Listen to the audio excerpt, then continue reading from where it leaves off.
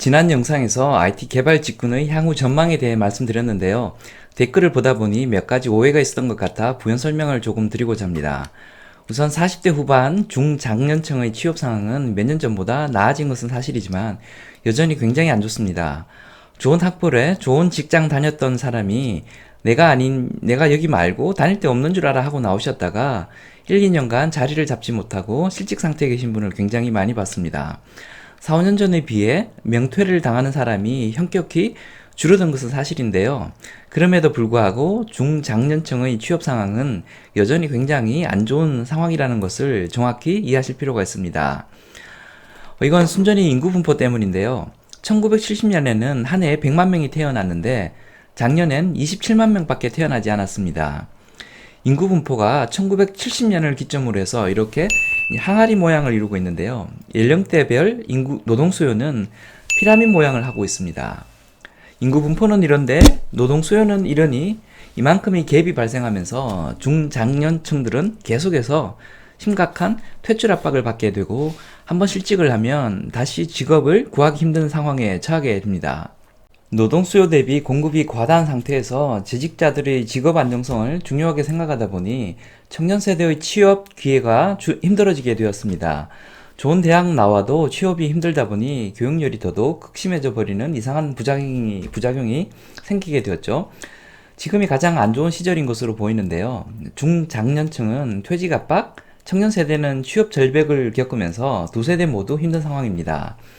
그런데 그나마 다행인 것은 한 5년만 지나면 이런 문제들이 상당 부분 해소될 것으로 예상됩니다. 일본처럼 인력 부족의 시대에 접어들게 되는 것이죠. 우선 대학에 지원하는 사람이 현격히 줄어들고 있습니다.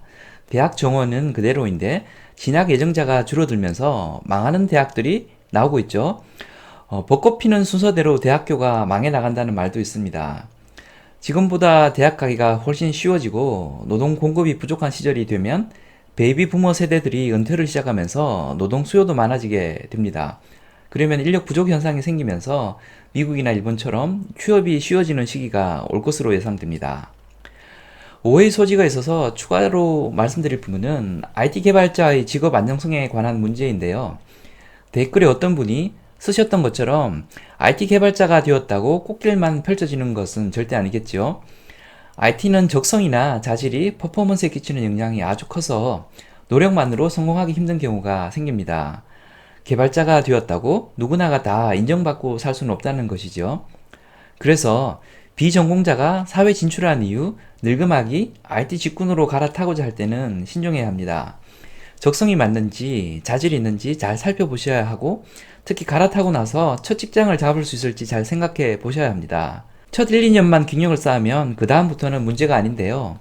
처음 1, 2년이 고비죠. 가까운 지인이 IT 회사를 경영하고 있어서 최초 경력을 쌓을 수 있는 기회를 얻을 수는 있겠다 싶거나 나는 개발 감각이 있는 것 같다 싶으면 도전해 봐도 나쁘지 않습니다. 그런데 그걸 장담할 수 없고 나이가 30 중반이 넘은 분이라면 개발자로 전직하는 것은 신중히 생각해 보시는 것이 좋겠습니다. 그런데 그럼에도 불구하고 IT 직군을 추천드리는 이유는 따로 있습니다. 다른 직군들이랑은 다르게 나이를 먹으면서 전문성이 점점 강화되는 몇 안 되는 직군 중 하나이기 때문입니다. 나이를 먹으면서 명퇴 압박이 거세지는 이유는 나이가 들고 직급이 올라가면 관리직으로 변하면서 전문성이 사라지기 때문입니다. 전문성이 없는 관리직은 대체 가능하기 때문에 퇴출 리스크를 고스란히 다 떠안게 됩니다. 그런데 IT는 오히려 시간이 지남에 따라 전문성이 점점 강화될 수 있습니다. 개발 언어나 개발 프레임워크 등의 신기술을 따라가는 게 힘들 수는 있지만 대신 도메인 날리지는 점점 강화될 수 있습니다.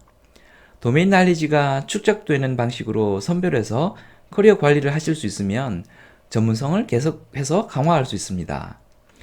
나이를 먹으면서 전문성이 계속해서 강화되는 직종은 전문직 말고는 찾기 쉽지 않습니다. 그런 의미에서 IT 직군은 미래에도 계속해서 괜찮은 직군이 될 수 있습니다. 끝으로 이공계 대졸 예정자가 좋은 IT 회사에 입사하는 방법에 대해 말씀드리겠습니다. IT는 입사해서 2년 경력만 쌓으면 그 다음부터는 경력자로 인정받을 수 있죠.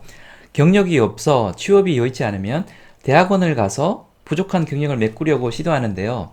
석사 자격증 있으면 IT 회사 취업에 유리할 것 같지만 별로 도움이 되지 않습니다. 석사 학위를 필요로 하는 공공기관 말고는 석사가 취직에 도움이 되는 경우는 많지 않습니다. IT 자격증도 비슷합니다. 취직하려고 자격증 따는 것도 별로 도움이 되지 않습니다. 자격증이 도움이 되는 경우는 경력이 최소 7, 8년이 되는 경력자들에게나 해당됩니다. 제가 추천드리는 쉽게 입사하는 방법은 학생 때 경력을 쌓는 방법이 되겠습니다.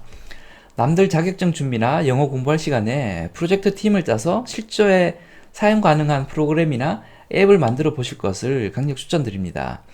혼자서 앱 하나 만들기 쉽지 않기 때문에 팀을 짜서 한 명은 시장 조사와 서비스 기획, 다른 한 명은 UI UX, 한 명은 프론트 개발, 한 명은 백엔드 개발, 이렇게 나눠서 실제 사용 가능한 앱을 개발하는 겁니다. 기업 공모전 같은 데도 좋고요. 실력이 되는 사람이면 작은 회사나 학교에서 필요로 하는 앱을 만들어주면서 적은 돈이라도 실제 돈을 벌어보는 것도 좋습니다.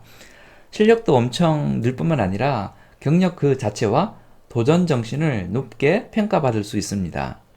만약 이렇게 만든 앱이 사용자가 많아져서 입소문을 조금이라도 탔다. 앱 다운로드 수가 10,000회가 넘어갔다. 그러면 2, 3년 경력에 준하는 효과를 얻을 수 있습니다. 코딩 테스트와 압박 면접을 통과한다는 전제가 필요하겠지만 학벌에 관계없이 정말 잘 나가는 IT 회사에 합격할 수도 있습니다. 자격증이나 시험 준비할 시간에 실제 돌아가는 프로그램을 개발해 보는 것. 물론 이게 쉽지는 않은 일이지만 그나마 가장 효과적인 입사 전략이 될 수 있습니다. 지금까지 장프로였습니다. 감사합니다.